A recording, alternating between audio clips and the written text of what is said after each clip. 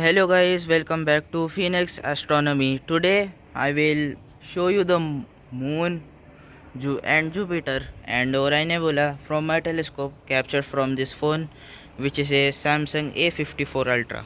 Sorry, not Ultra, normal one. So before I start the capture, I will have to attach my phone to the eyepiece, which is called a focal astrophotography, using this mount or adapter. I have this one which is called a fork adapter.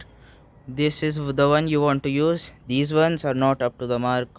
You might just repurpose them. So you just have to clamp your phone over here and align with the eyepiece.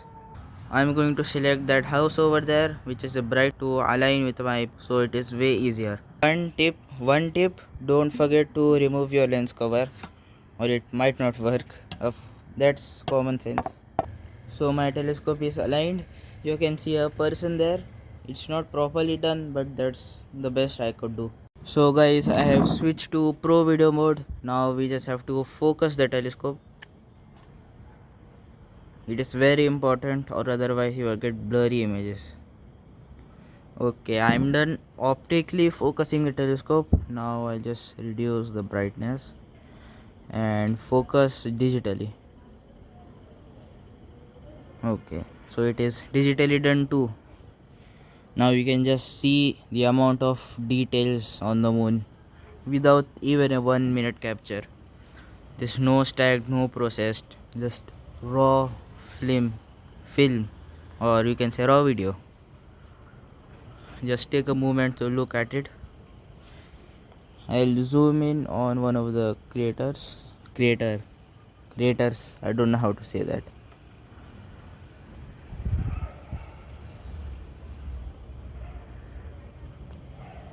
This is a 130 mm telescope if you are new to the channel, with a 650 mm focal length, and I am using a 10 mm eyepiece.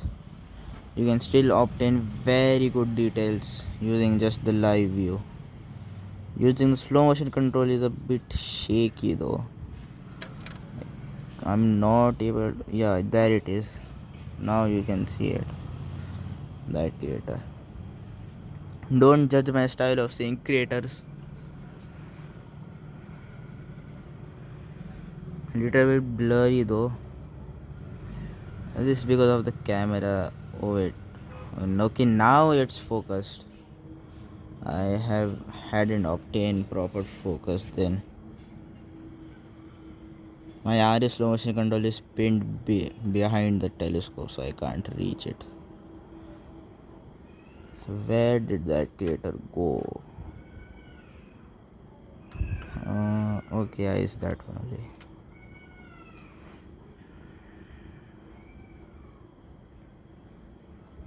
Now you can see it clearly. I didn't focus it properly. Now it should be focused. I can zoom in more, but that doesn't really improve anything. This is the 70% illuminated moon, I think. You cannot see the lunar X or V. So now I'm going to switch to Jupiter, same live view.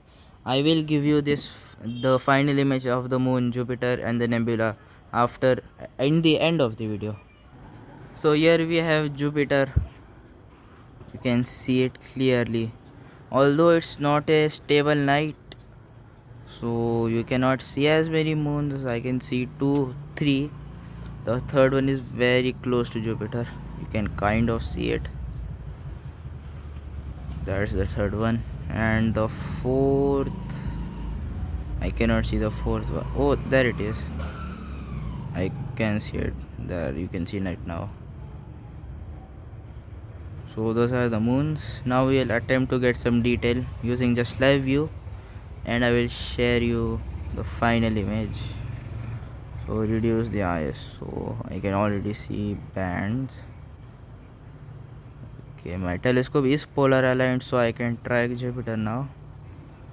Reduce batteries even more, and damn, look at that. Using only live view, that's pretty good, I think. for a live view. If you are wondering about the settings for Jupiter, I have ISO 100 and speed 1 by 90 seconds. Manual focus EV minus 2, EV stands for exposure value, and WB at 5100K.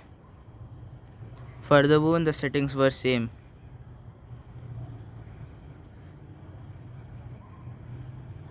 Let me just try and reduce it, the brightness even more. Yeah, at this point you can see those bands clearly, but no, it doesn't look as good though. So we go to 190 and yeah, you can see way more detail. Maybe I see the great red spot. Maybe I can. I need a higher power eyepiece for this to get a high detail view, because from this eyepiece it's too bright. Let me try putting my hand in front of it, and I think today is a pretty clear or stable night. I can see details very quickly.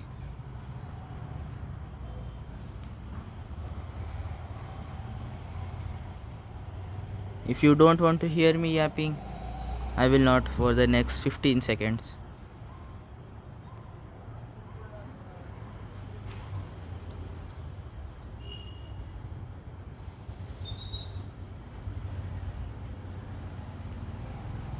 Okay, is your movement done with Jupiter? If not, too bad.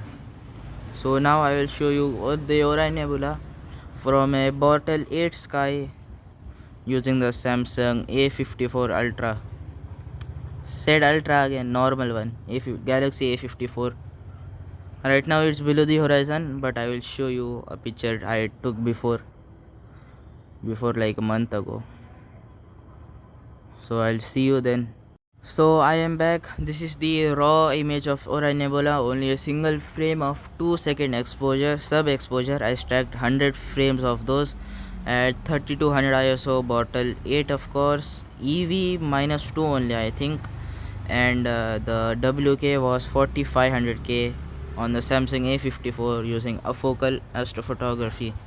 You can earn way better results with a dedicated camera or DSLR in darker skies, like bottle 3 or 2. 4 might also be enough. And now I'll show you the final image. So as you can see, this is the final image, 100 frames stacked and processed in serial, bottle 8 of course, and this is the same picture, it just inverted because of the stacking. Now see Jupiter.